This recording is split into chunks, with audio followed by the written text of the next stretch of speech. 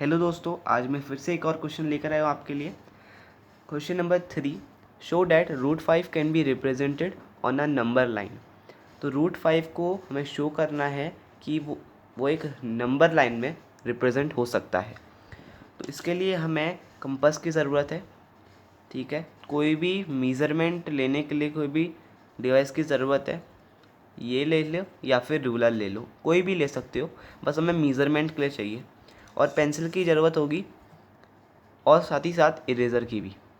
ठीक है, तो शुरू करते हैं। देखिए, हमेशा जब भी ऐसे क्वेश्चन आते हैं रूट 5, रूट 2, रूट 3 को रिप्रेजेंट करने के लिए, तो एक ही फार्मूला यूज़ होता है। मतलब फार्मूला भी नहीं, एक ही ट्रिक यूज़ होती है इसको सॉल्व करने की।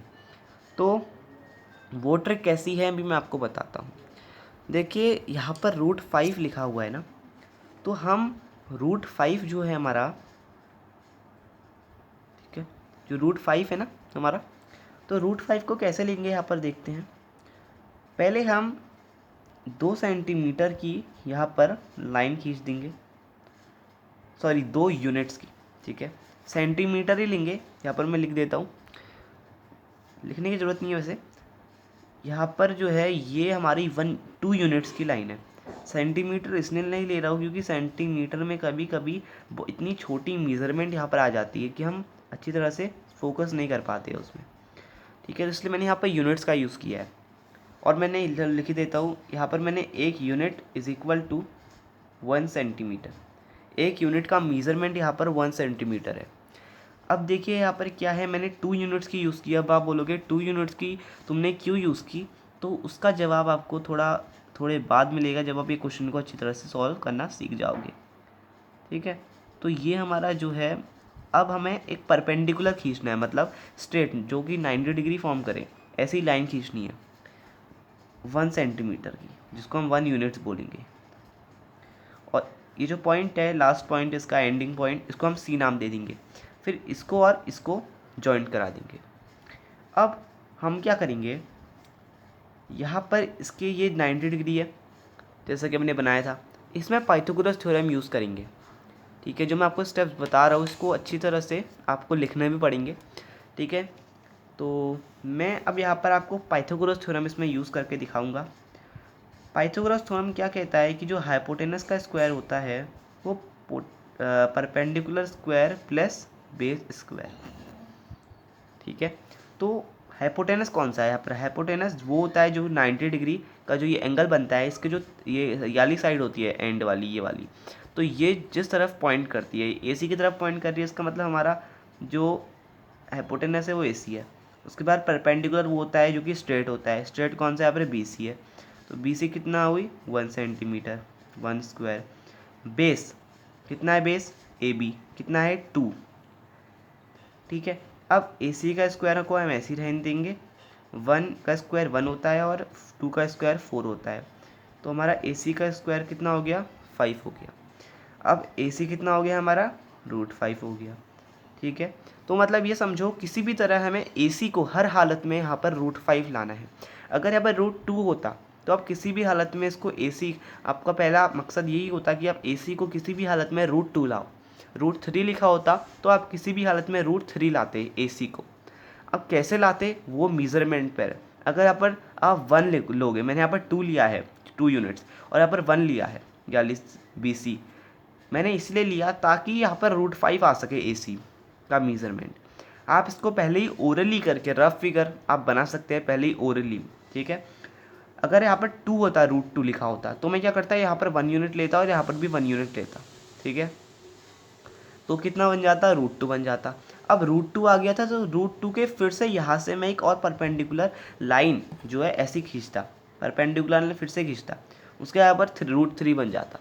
जो आपका क्वेश्चन नंबर 4 अगर आप देखें यहाँ पर क्लासरूम एक्टिविटी करके है कुछ, उसमें ये आप क्वेश्चन ज़रूर करिएगा। मैं अपनी वीडियोज़ में क्वेश्चन को ऐड नहीं करूँगा क्योंकि ऐसे क्वेश्चन एग्जाम्स में नहीं पूछे जाते हैं, लेकिन ऐसे क्वेश्चन करने से आपको पूरा समझ में आ जाएगा। ठीक है, तो आप इसको ज़रूर ट्राई करना, मैं आपसे कहता हूँ, ताकि आपको पूरा कॉन्सेप्ट इसका समझ में आ जाए। अगर आपको रूट 3 बनाना है तो इसको आप रूट 3 ऐसे नहीं बनेगा अकेले। रूट 3 के लिए पहले आपको रूट 2 बनाना पड़ेगा, उसके बाद उसके ऊपर से करना पड़ेगा रूट 3। लेकिन अभी हमें क्या बनाना है, √5। तो हमने क्या लिया, 2 यूनिट्स ए बी ली और बी सी हमने 1 यूनिट का मेजरमेंट ली। उसके बाद यहाँ पर हाइपोटेनस, ये हमारा फॉर्मूला लगा दिया पाइथागोरस थ्योरम का। पाइथागोरस थ्योरम से जो हमारे ए सी की लेंथ है वो हमारी कितनी आ गई, √5 आ गई। ठीक है, तो √5 यूनिट्स आ गई, मैं लिख देता हूँ यहाँ पर √5 इसकी वैल्यू ए सी की। तो अब हमने यहाँ पर ए सी क्यों लिया, अब हम कंपास का यूज़ करेंगे। यहाँ पर कंपास में जो है पेंसिल को पुट करेंगे। अब देखिए, वैसे मैं आपको बता देता हूँ कि हमने यहाँ पर यूज़ क्यों किया। हमें किसी भी हालत में ए सी को √5 लाना था। अगर √2 था तो √2 ला दे, मैंने जैसे कि आपको अभी बताया। अब हम ए सी का मेज़रमेंट लेंगे, क्योंकि हमें पता नहीं है कि √5 की वैल्यू क्या होती है, एग्जैक्ट वैल्यू नहीं पता है हमें √5 की। इसीलिए हमने पहले कोई भी लाइन को, ए सी को हमने √5 की मेज़रमेंट तक बनाया, जिससे कि अब हम यहाँ पर जो है, और आप जो पेंसिल लेंगे ना वो इतनी साइज़ की लेना, इससे इतनी छोटी ले सकते हो, लेकिन ज़्यादा छोटी मत लेना क्योंकि वो लूज़ हो जाती है फिर। और अगर आप बहुत बड़ी लोगे तो बहुत बड़ी भी काम अच्छा नहीं कर पाती है। तो देखिए, यहाँ पर इसका हम मीज़रमेंट लेंगे, प्रॉपर मीज़रमेंट यहाँ पर आपको लेना है। कुछ ऐसा यहाँ पर देखिए, मीज़रमेंट लेंगे हम, ये देखिए प्रॉपर मीज़रमेंट यहाँ पर आ रहा है। ठीक है, तो क्या करेंगे हम, यहाँ से जो है हमारा प्रॉपर मीज़रमेंट आ रहा है। ठीक है, सॉरी प्रॉपर मीज़रमेंट, हाँ प्रॉपर मीज़रमेंट आ रहा है, जैसे कि आप यहाँ पर देख पाएंगे। तो अब हम ए से, ए हमारा 0 है यहाँ पर। ठीक है, ए जो है हमारा वो ए पॉइंट है और 0 भी है ए। तो अब हम ए से जो है यहाँ से